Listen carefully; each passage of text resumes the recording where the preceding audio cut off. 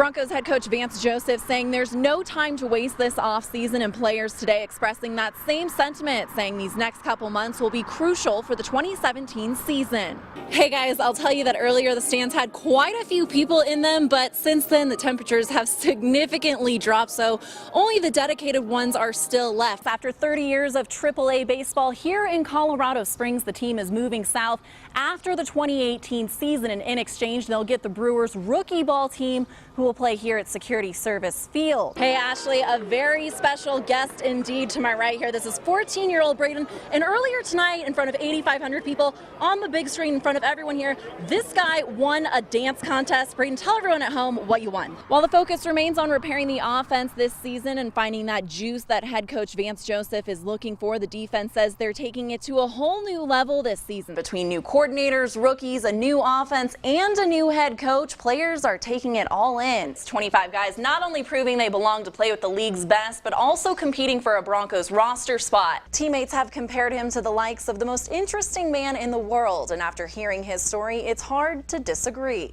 All three guys say it comes down to a healthy balance. On the field, it's all about business, and most times that means it's loud, aggressive, and even exhausting. But out here, it's the exact opposite. Ankle deep in a river in the middle of the mountains offers these guys a different type of sanctuary. At the start of the offseason training, Broncos head coach Vance Joseph expressed the need to find more juice on the team, and after draft weekend, the team certainly got it. Take a look. I gotta say, going out there today, when I got to the field, the line was literally out the gates, down into the parking lot. A lot of military families there. Very cool experience for everyone. If you've never seen a 21-gun salute, it's very cool, but it's also very, very loud. And he's joining me now. So Ryan, talk to me about what your first impression was opening day. You're the man of the night. How does it feel? It feels great. No, it was a great team win. Top-seeded Falcons are coming home champions once again. Air Force defeated Richmond for the second consecutive year, crowning them the Southern Conference Championship title. Right now, the NFL is reviewing whether or not Parks violated the league's personal conduct policy and what actions, if any, might be taken. When his daughter was born,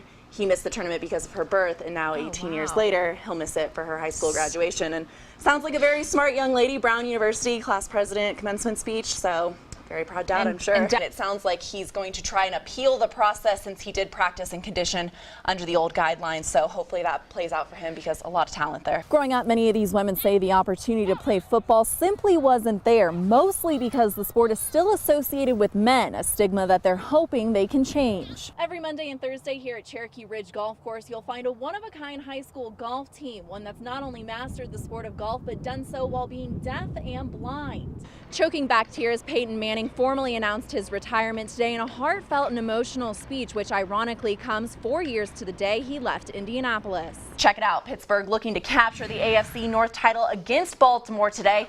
We're going straight to the fourth quarter. Baltimore with a 3-point lead. Ben Roethlisberger on the move finds Le'Veon Bell, who manages to force his way into the end zone. Steelers up 24-20.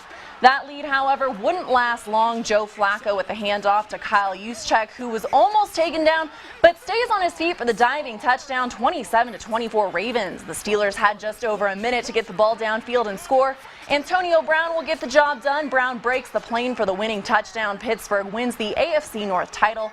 Final score 31-27. Rookie quarterback Paxton Lynch getting his second career start today. In the first, 2nd and 9 here, and Lynch is sacked by Jacksonville's Derek Marks. No score through the first quarter. Early in the second, though, Jaguars take the 3-0 lead as Jason Myers knocks the 47-yard attempt through the uprights.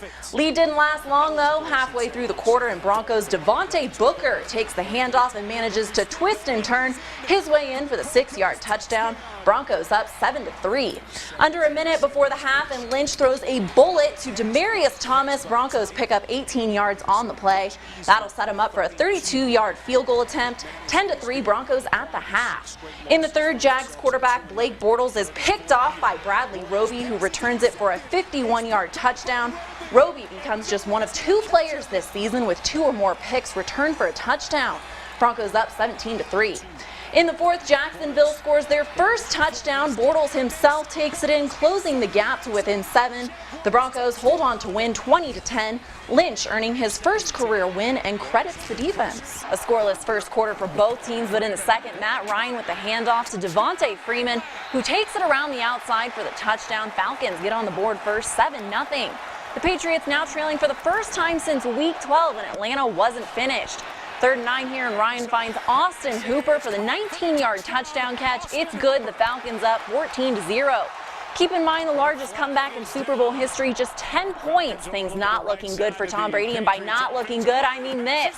Robert Alford gets the pick, and you know it. He takes this one 82 yards to the house, the second longest return in Super Bowl history.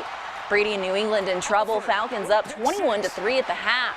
Then in the third, the Falcons offense proved why they're the number one in the NFL. Tevin Coleman hauls it in for another Falcons touchdown, 28-3 now, late in the quarter. Now Brady finding James White for the first New England touchdown. The extra kick, no good for the Patriots. Pats would tack on another field goal in the fourth quarter, and then late, Brady finds Danny Amendola for the touchdown. The Pats will go for the 2-point conversion and get it. Nearly a minute left in regulation now. Brady finding White for the touchdown. They'll go for 2 once more. The game goes into the first ever overtime in Super Bowl history. And of course, it's a storybook ending. Tom Brady and the Patriots overcome the largest deficit in Super Bowl history to win Super Bowl 51, 34-28. Hey, it's time now for the Rocky Mountain Honda Dealer Sports Report. Saturday was the first time the Broncos rookies hit the field for practice in front of head coach Vance Joseph. A time for players certainly to prove themselves, but for one rookie, he'll have to wait a little longer. Despite already signing his 4-year rookie contract, former Michigan tight end Jake Butt will have to watch from the sidelines. Butt has suffered a torn ACL in each knee during his college career, the second in his right knee this past January. Now, having met with the team trainers this past week, Butt says they're limiting just how much he can work out and do for now. Yesterday was more of a mental practice than it was physical, and that's something he says is a learning process. It's really tough. Being out there, man, my adrenaline's still pumping, and I'm so locked in. I know what I'm doing out there on every play. I just can't go out there and do it, and that's tough, being a competitor and being a player that, wants to help a team win. But I'm living through these guys out here. They're having fun. They're living out their dreams, so I'm just helping where I can. To make up for the lost physical reps, Butt says he's spending much of his time in the Broncos playbook. Right now, there's no set timetable for his return.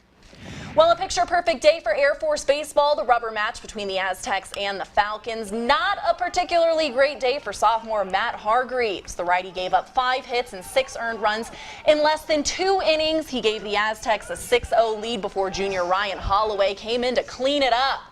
Unfortunately, things only got much worse. The Aztecs would tack on another 9 runs. Air Force gave up 18 hits, 2 homers, and 8 walks for an absolute beating. You probably already guessed how this one ended. SDSU takes it with a final score of 17-5. Up next, the team will play its final home game against Northern Colorado Tuesday. Down on the farm, final game between the River Cats and the Sky Sox. The Sox sporting festive pink jerseys in honor of Mother's Day today. Righty Josh Hader on the bump for the Sox. He pitched 5 innings and gave up just 1 hit. No score until bottom 2. Gabriel Noriega knocks this one down the third base line. That's going to bring in Nate Orff. Sox get on the board first. Jumping ahead to bottom 4, River Cats strike with a solo homer. Sacramento goes on to score 3 more times. They take the series and the game. Final score 4-2. The team is now on the road for the next 8 days to take on El Paso and Albuquerque. And baseball action continuing at Coors Field. The Dodgers looking to take the series. Rockies' Antonio Sensatella taken deep to right center by Corey Seager. That'll carry over the fence for a 2-run shot. Fast forward to bottom of the 4th, Dodgers up 4-3, runner on 3rd. Pat Valleca gets under this one. Rockies take the lead 5-4 and only added on from there. Colorado splits the series and remains at the top of the NL West. Final score 9-6. And finally, you guessed it, some more baseball. A special night in Yankees history as the team retires the number of legendary shortstop Derek Jeter. The man really needs no explanation. He'll go down as one of the best and classiest players to ever play the game. Fun fact for you, Jeter is the only player in the league's history to play 20-plus years without experiencing a single losing season. Wow. Yeah, pretty impressive stuff there. His wife there was, gorgeous. Exactly, gorgeous, very pregnant as well, but his whole family, a lot of former teammates, coaches, always, coming out to support him. So big night out at Yankee Stadium.